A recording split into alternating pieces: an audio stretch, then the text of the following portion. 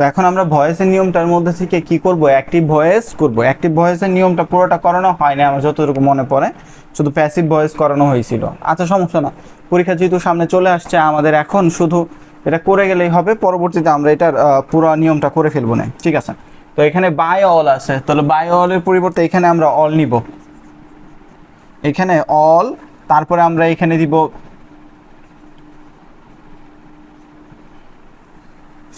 বা all head.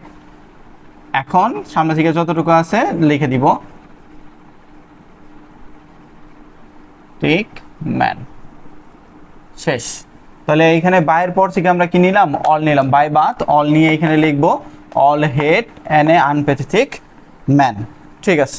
চলো পরেরটায় যাই, it can be compare to cancer. তাহলে এখানে যখন আমরা ধরেছিলাম ওইটা ইট দিয়েছিলাম হচ্ছে মেন বিষয়বস্তুর জন্য, যে কারাপশনের কথা ছিল এটা মনে হয় ওইখান থেকে। তো এখন আমরা এখানে সাবজেক্ট হিসেবে নিব পিপল, কি নিব, পিপল।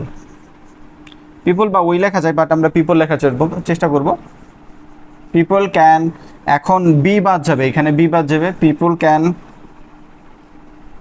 কম্পেয়ার, এবার ইডি বাদ, কারণ আমরা জানি যে উল্টা করলে পরে আমাদের এখানে কি আর পাস্ট পার্টিসিপল লাগে না, তাই ইডি বাদ, ইট two cancer,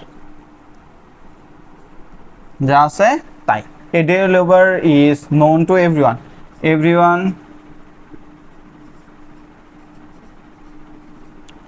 everyone knows a day labor.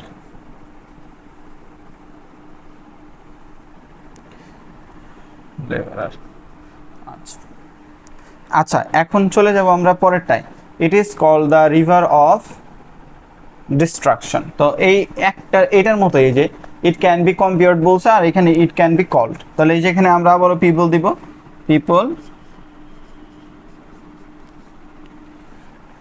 People call, এবার ইডি বাদ চলে যাবে, পাস্ট পার্টিসিপল লাগবে না, এবার ইডি বাদ দিয়ে দিব, তারপরে ইট, ইট দেওয়ার পরে এতটুকু বাদ, তাহলে আমরা এরপর থেকে লিখব